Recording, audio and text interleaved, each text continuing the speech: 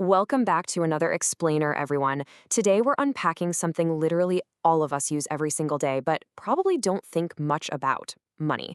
We're going on a journey from barter to money, exploring the exact historical steps that transformed human trade.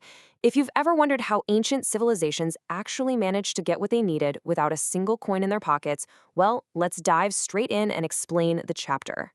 So, how did exchange actually take place before money?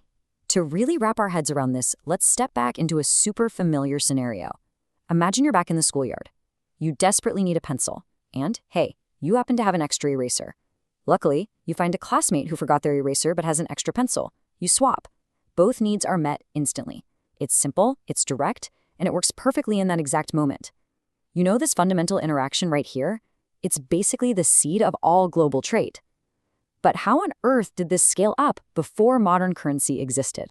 To answer that, let's look at a pretty profound thought from the 20th century economist John Maynard Keynes. He said, the importance of money flows from it being a link between the present and the future. Now, this totally frames our entire discussion today. We usually just think of exchange as a present moment thing, right? Like, I give you this, you give me that, done. But as we unpack this chapter, we're going to see that the evolution of exchange was actually a massive quest to bridge time itself. Okay, so here's our roadmap for today's explainer. We'll start with early exchange, look at how barter works, dive into barter problems, explore modern barter, reveal the magic of money, and finally, discuss deferred payments. Section 1. Early Exchange, the Origins of Trade. Let's get into it. So what exactly is the barter system? Basically, it's just a way of exchanging goods and services without using any money. It is the absolute earliest form of exchange known to humanity. Whenever you're reading those historical accounts about ancient communities growing food grains or, say, crafting those beautiful carnelian beads, they weren't selling them for cash. They swapped them directly for other goods or services they needed to survive and thrive. Now, notice the huge leap we've made here. In a barter transaction, like our pencil for an eraser scenario, needs must align perfectly. I have to want exactly what you have, and you have to want exactly what I have at the exact same time. It's a massive coincidence of wants. But in a modern transaction, you simply hand over standard cash, or maybe just scan your phone, and boom, you get a book. The seller doesn't need to want anything you personally produce. They just want that universal placeholder of value. It's a real game changer. Moving right along to Section 2, how barter works, commodities as currency. Way before coins and paper notes were a thing, people got incredibly creative. Historical evidence shows us that everyday items like cowrie shells, salt, tea, tobacco, cloth, cattle, and even seeds actually functioned as money. I mean, just imagine paying for your weekly groceries with a goat, or like a handful of salt. But it worked, because these were products widely desired by everyone, which meant they could be traded, bought, and sold pretty effectively within those specific communities. All right, Section 3, barter problems, the nightmare of logistics. And trust me, it was a nightmare.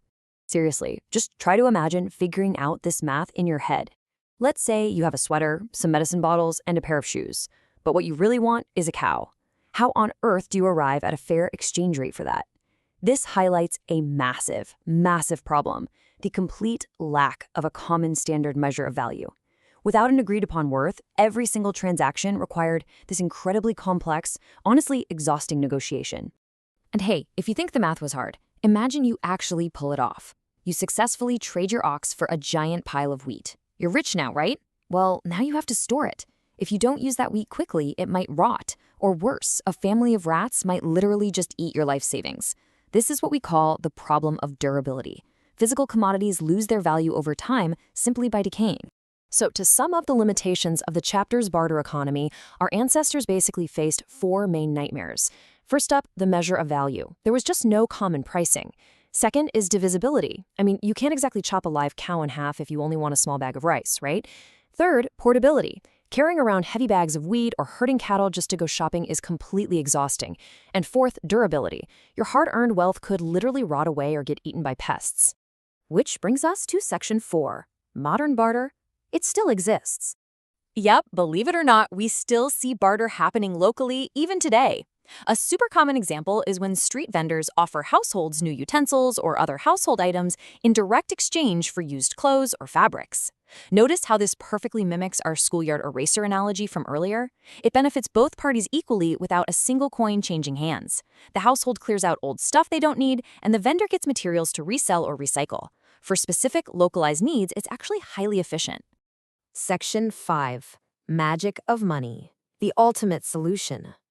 Consider the stark contrast between traditional and modern systems. On one hand, you have the wildly complex, heavy exchange of physical goods.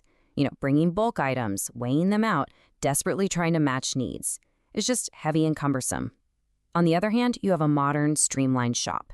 A family can just walk in, pick up vegetables, packaged goods, totally disparate items, and settle the entire transaction instantly at a digital scale with standard currency. Money acts as this magical universal translator of value. It solves the problems of portability, divisibility, and measure of value all at once. All right, our final section. Number 6, deferred payments, bridging time.